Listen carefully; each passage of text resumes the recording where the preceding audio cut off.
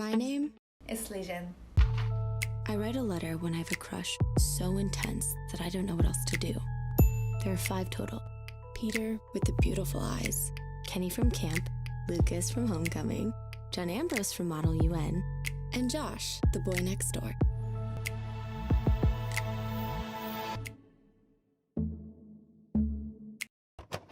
안녕하세요. 리젠입니다. Today I'm gonna share with you my internship stories.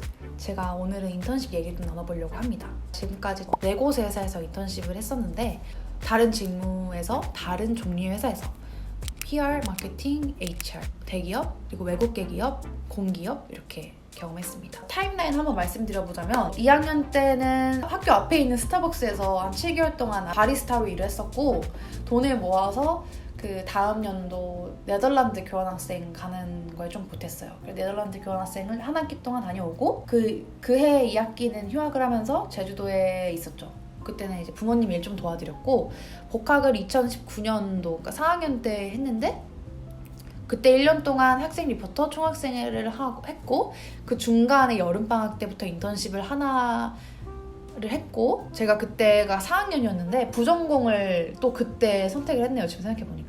그 다음 연도 1학기 때는 인턴십을 했고 그 인턴십 끝나고 바로 여름방학 때 현장 실습 인턴십으로 그 외국계 기업에서 마케팅 직무에서 일했고 그 다음 2학기 때는 막학기로 학점 채우면서 공부를 했고요.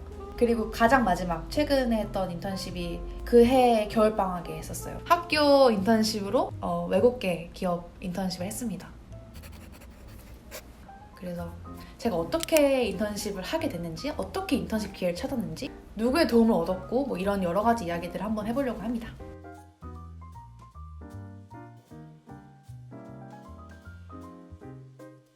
첫 번째는 교내 활동, 학교 안에서 활동을 통해서 처음에 내가 작게나마 시작할 수 있는 것들이 무엇인지 생각해보기. 교내 활동 중에서도 좀 추천을 드리는 게 학생이 할 수 있는 것 안에서 공식적인, 예를 들면 제가 했던 학생 리포터나 홍보대사 같이 어떤 소속이 있어서 학교 공식적인 그런 바운더리 안에서 할 수 있는 것들을 해야 기업에서도 동아리보다는 좀 더 신뢰가 가겠죠. 아무래도 총학생회에 지원했어요. 그냥 항상 해보고 싶다라고만 생각하고 도전을 못했다가 네덜란드 갔다 오고 나니까 좀 시야가 넓어지고 3학년이니까 더 이상 내가 지금 아니면 못하겠다라는 생각이 들어서 총학생회에 지원했습니다. 총학생회를 했던 게 정말 후회하지 않는 이유가 학교 안에서 할 수 있는 가장 큰 행사를 기획할 수 있었다는 거. 제가 다 기획한 건 아니지만 그 50명 총학생회 인원 안에 속해서 다 같이 읽어낼 수 있었다는 게 정말 큰 저의 자산이고 처음으로 하기엔 기업 서포터즈보다는 학교 교내 활동이 더 좋은 것 같아요.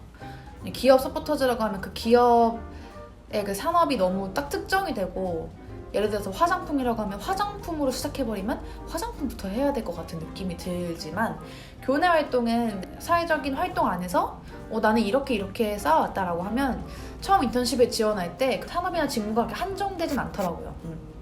교내 활동에 합격할 수 있었던 이유가 그냥 뭐라도 좀 해두고 기록으로 남겨둔 거예요. 자기소개서는 지금 생각해보면 그냥 아주 평범하게 썼고 근데 제가 만들었던 영상들을 다 링크를 시켜놨어요. 그때 네덜란드에서 그냥 브이로그 찍었던 거랑 친구 대학교 홍보 영상 만들어준 거 그 정도만 링크해서 올렸는데 면접을 볼 때 우리가 지금 영상 리포터도 찾고 있는데 영상으로 한번 해보지 않겠느냐 해서 저는 글 쓰러 들어갔는데 갑자기 영상을 하게 됐어요. 학교 활동을 하면서 제 경험을 쌓아갈 때쯤에 첫 번째 여름방학 때 인턴십을 한번 해보자 라는 생각이 들었어요.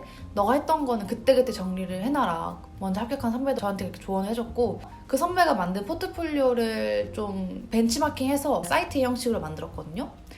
합격하고 나서 알았지만 직무가 3개가 있었어요. 기획, 영상, 디자인. 근데 저를 한 번도 디자인 해보지 않은 저한테 그 포트폴리오 사이트를 보고 디자인 직무로 저를 배정을 해주셨어요. 눈으로 보이는 게 정말 중요하구나를 깨닫게 됐습니다. 두 번째 인턴십부터는 그 제가 만들어 놓은 사이트를 항상 같이 제출을 했죠. 그리고 세 번째 인턴십 때는 그 만들어 놓은 사이트를 PPT로 옮겼어요. 사이트는 좀 업데이트하는 게 어려워서 마지막 인턴십에서도 계속 그 포트폴리오를 활용했습니다. 그래서 자기소개서만 내는 사람도 있지만 그 가운데서 포트폴리오를 제출할 수 있는 칸이 있다면 그걸 최대한 활용해서 자기가 어떤 사람인지, 어떤 데 관심이 있는지, 어떤 걸 해왔는지 어필하는 게 중요한 것 같아요. 대학교마다 취창업 전략처가 있잖아요. 생각보다 활용을 잘 못하는 사람이 많더라고요, 주변에서.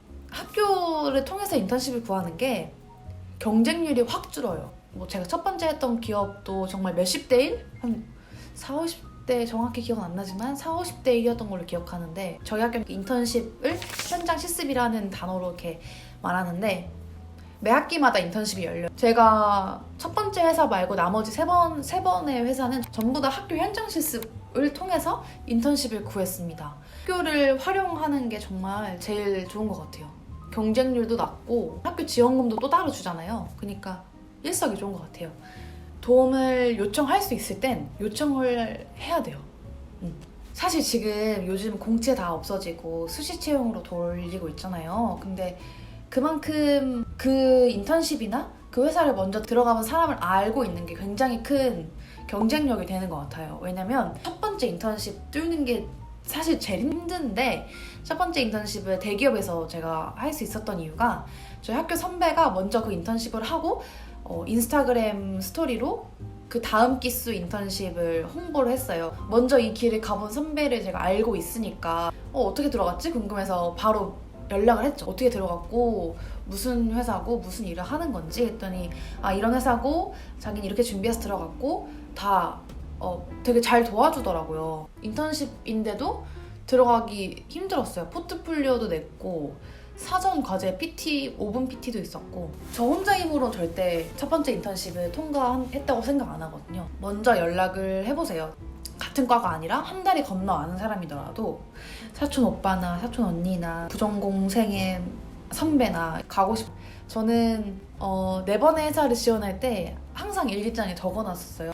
나는 어디 합격했다. 어디에서 무슨 일을 2개월 동안 일을 했다. 이런 식으로 과거형으로 적어놨었거든요. 적다 보니까 면접을 합격하기 위해서 내가 할 수 있는 게 무엇이 있을지 조금 더 고민을 하게 되더라고요. 그래서 지금도 제가 이루고 싶은 목표가 있으면 항상 블로그나 아니면 제 일기장에 적어두곤 합니다. 개인적인 이야기지만 그만큼 또 제일 중요한 팁인 것 같아요.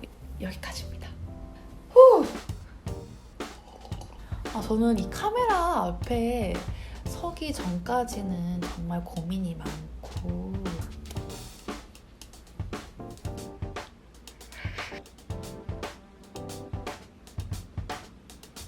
Goodbye.